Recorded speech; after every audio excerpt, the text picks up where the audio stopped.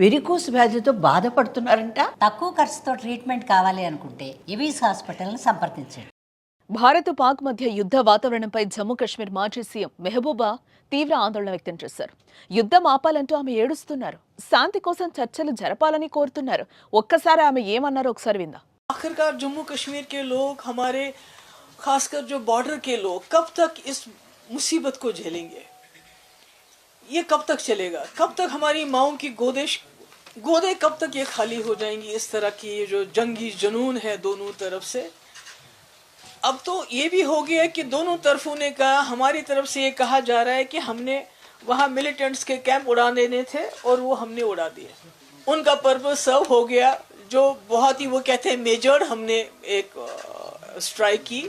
तो इसी तरह से पाकिस्तान का क्लेम है कि हमने जी 5 जेट उड़ा दिए, हमने जी ब्रिगेड हेडक्वार्टर उधर पुंछ का तबाह कर दिया, हमने चौकियां तबाह करी, यानी कि दोनों ने हिसाब बराबर कर दिया। పూర్తి స్థాయి యుద్ధం చేసేందుకు పాకిస్తాన్ ముందుకు రావడం లేదని, భారతదేశం పాకిస్తాన్ మధ్య రాజీ కుదరకపోతే కశ్మీర్లో పరిస్థితి మరింత దిగజారుతుందని ఆమె చెబుతున్నారు. ఉద్రిక్తత ఇలాగే కొనసాగితే ఏ వివాదం ప్రపంచం మొత్తాన్ని ముంచెత్తుతుందని మెహబూబా ముఫ్తీ ఆందోళన వ్యక్తం చేశారు. సైనిక చర్య దేశానికి శాశ్వత పరిష్కారం కాదని, మనం ఈ సమస్యను రాజకీయాల ద్వారా పరిష్కరించుకోవాలన్నారు. ఇందులో రెండు వైపుల నుంచి ప్రజలు చనిపోతున్న విషయాన్ని రెండు దేశాలు దృష్టిలో పెట్టుకోవాలని అన్నారు. భారతదేశం ఒక ఉద్భవిస్తున్న శక్తి, కానీ పాకిస్తాన్ ఆర్థికంగా వెనుకబడింది. దేశాలను విధ్వంసం వైపు నెట్టడం ఇద్దరూ ఆపాలి.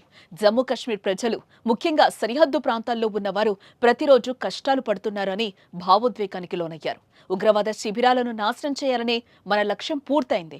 కాబట్టి ఇప్పుడే ఈ యుద్ధం ఆగిపోవాలని కోరారు. మనం పూర్తిస్థాయి యుద్ధం అంచున ఉన్నామని, ఇద్దరికీ అణ్వాయుధ శక్తులు ఉన్నాయి కాబట్టి ఇది అణుయుద్ధంగా మారితే ఏం మిగలదని తాను భయపడుతున్నట్లు తెలిపారు. ఇక ఈ మారణ హోమంలో అమాయకులు మాత్రమే చంపబడుతున్నారని ఆందోళన వ్యక్తం చేశారు ఆమె.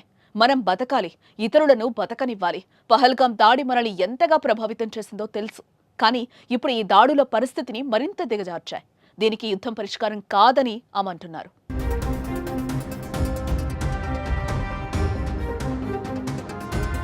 మాజీ సీఎం మెహబూబా యుద్ధమాగాలని కోరుకుంటోంది. కానీ పాక్ మాత్రం భారత్ను రెచ్చగొడుతూనే ఉంది. పాక్ కవ్వింపు చర్యలతో భారత్ ఎదురుదాడి చేస్తోంది. దీంతో ఇప్పట్లో ఉద్రిక్తత పరిస్థితులు ఆగే సమయం కనిపించడం లేదు. ఏ క్షణం ఏం జరుగుతుందో తెలియటం లేదు. కానీ భారత్తో పెట్టుకుని పాక్ మాత్రం భారీగా నష్టపోతోంది.